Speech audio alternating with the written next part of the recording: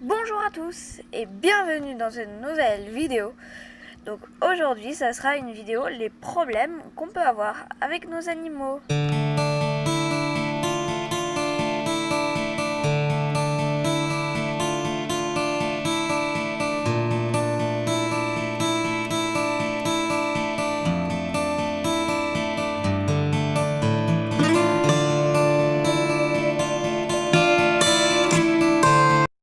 Donc on va commencer par les lapins. Le premier problème que je vais vous parler est par rapport aux lapines. Donc c'est la grossesse nerveuse. Mais qu'est-ce que c'est une grossesse nerveuse? En fait, c'est que la lapine, elle croit qu'elle a des petits, donc elle prépare son nid. Et ça, c'est pas du tout bon pour elle. Donc, de base, faut aller chez le vétérinaire. Mais moi, une fois que j'ai appris ça, Pampine a fait une grossesse nerveuse cette année. Et une fois que j'ai appris ça, c'était trop tard. Donc, j'ai pas été chez le vétérinaire, mais elle va quand même bien. Donc voilà. À vérifier chez vos lapines si vous en avez. Autre problème chez le lapin, c'est que c'est un animal fragile. Donc, faut souvent aller chez le vétérinaire quand il fait froid ou ce genre de truc. Et je vais vous dire comment remédier à ce problème. Donc quand il neige ou quand il pleut, on met déjà une bâche chez les lapins pour éviter que tout le foin, toute la paille soit détrempée. Et puis alors s'ils vivent en extérieur, c'est d'avoir une bonne cabane et puis d'avoir beaucoup de foin et de paille dans la cabane. Hein Léo? Encore un autre problème chez le lapin, c'est la myxomatose, je crois que ça s'appelle comme ça. Désolée si je le dis mal. Donc c'est une piqûre d'un moustique, du coup. Et ce qui fait que le lapin attrape une maladie. Et puis c'est pas très cool, hein. Enfin, voilà, souvent les lapins meurent de ça. Après, il existe des vaccins contre. Donc franchement, c'est plutôt bien. Le vaccin n'est pas obligatoire, mais est pas mal recommandé. Et moi, mes lapins ne sont vaccinés d'aucun vaccin. Donc voilà, mais vous voyez qu'ils résistent bien. Mes lapines, ça doit bien faire 4 ans que je les ai. Ça va être tip top nickel, elles n'ont jamais eu de problème de santé. Encore un autre truc pour son lapin, c'est la prise de poids du coup. Et pour remédier à ça, il faut avoir la bonne alimentation pour eux. Comme ça, ils prennent pas trop de poids. Vous voyez que Léo là, il est juste bien. Il est bien pour sauter. J'ai pas encore testé de sauter, hein. Ça, je pense que la première fois, je le ferai en vidéo. Donc pour l'instant, je teste pas encore, hein. Mais la première fois, je pense que ça sera avec Nougat, vu que en général, Monsieur Léo va dans sa petite cabane qui est là. Tout ça. Donc il rentre par un petit tunnel là-bas au fond, qu'on voit pas. Donc voilà, je disais, il faut avoir la bonne alimentation pour son lapin. Chaque lapin est différent, donc chaque lapin n'a pas forcément la même alimentation.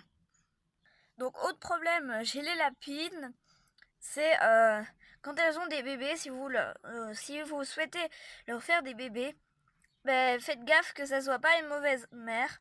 Donc une mère qui va tuer, c'est la pro. Ne me demandez pas pourquoi. Mais bon, voilà. Ça, c'est un problème qu'il n'y a pas de remède pour ça. Donc, désolé pour vous si vous avez une mauvaise mère. C'est le cas de Rose. Donc, elle a eu des petits, hein, plusieurs fois, de portée, mais elle les a à chaque fois tués. Donc, ça, c'est assez triste. Mais Pampine a gardé Nougat. Donc, ça, c'est plutôt cool. Elle, c'est une bonne mère. Autre problème qu'il y a pour les lapins et les poules, ce sont les prédateurs. Donc vous avez vu dans mon ancienne vidéo que Grisette était blessée dans une ancienne vidéo. Et du coup on suppose à cause d'un chat, tout ça, surtout de mon chat, surtout qu'il les guette souvent. Donc on y a mis un filet comme ça sur le bas pour que les prédateurs ne puissent pas les attaquer comme ça. Donc là, il y a le filet, et puis là, le filet plus fin. Donc du coup, les prédateurs pour les poules et les lapins sont la fouine, le renard, les belettes et tout ce genre de petits trucs. Voilà.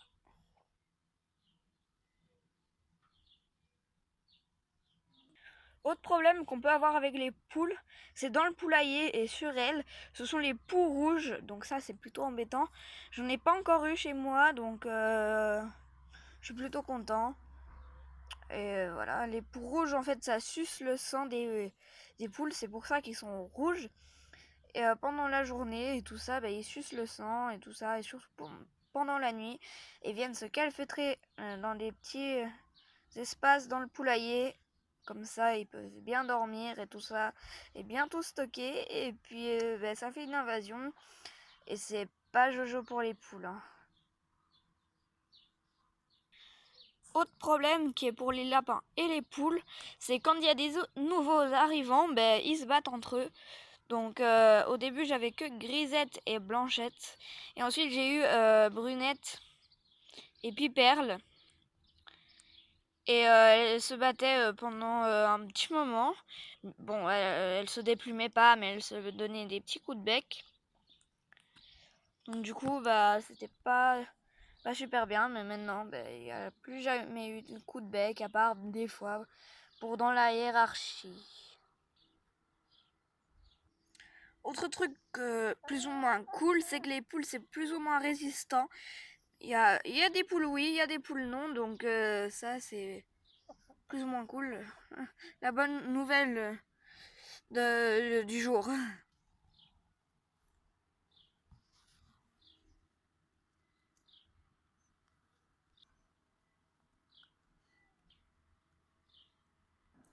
Autre contrainte du coup pour les tortues, c'est qu'elles peuvent se blesser assez rapidement. Donc niveau de la carapace et tout ça. Et surtout quand on a des mâles, pendant la période de reproduction, ils mordent les femelles. Donc là, j'ai pas de mâle. Donc mes femelles, pour l'instant, elles ont une vie paisible. Hein. Je sais pas si j'aurai un mâle un jour, mais sûrement. Donc voilà. Autre contrainte, donc, du coup, pendant l'hibernation, donc c'est que une tortue peut mourir pendant l'hibernation. Hein, c'est pas hyper fréquent. Moi j'ai eu, je pense, ouais, j'en ai eu quelques-unes, mais des petites, on les a fait hiberner trop longtemps, elles sont mortes. Enfin bref, une tortue ça peut mourir tout autant très tôt que très tard, jusqu'à 200 ans.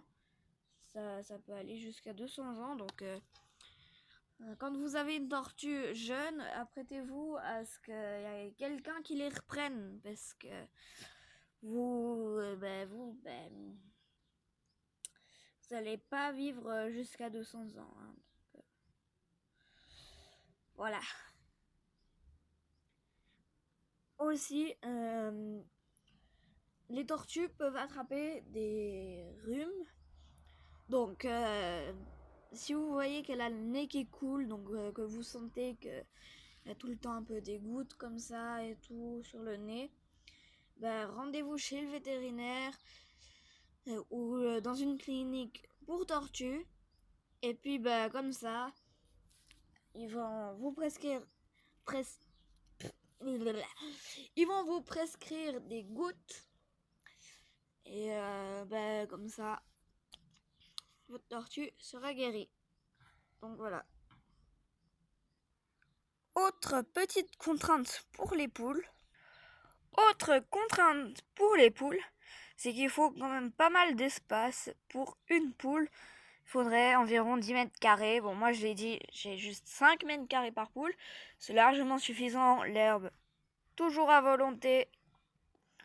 Donc ça, c'est un peu plus énervant. Autre contrainte qui est une maladie pour les poules et tout ça, et ça c'est vraiment une grosse contrainte, c'est la grippe aviaire. Donc pour l'instant elle revient pas, mais quand vous avez des volailles, il faut tout couvrir vos enclos, tout ça pour éviter toutes morts ou ce genre de truc. Et ça, c'est énervant. Donc, pour l'instant, ça s'est pas reproduit. Donc, je suis plutôt content. Bon, je pense qu'on a fait le tour des contraintes qu'il y a pour mes animaux, du coup, que j'ai. Voilà, j'ai pas fait les contraintes pour les chats, mais bon. Il n'y en a pas vraiment, en tout cas pas à ma connaissance. Enfin, il y en a, mais beaucoup moins. Ah, donc voilà. Donc voilà, j'espère que la vidéo vous aura plu. Et puis moi, je vous dis à très bientôt dans une prochaine vidéo. Ciao, ciao!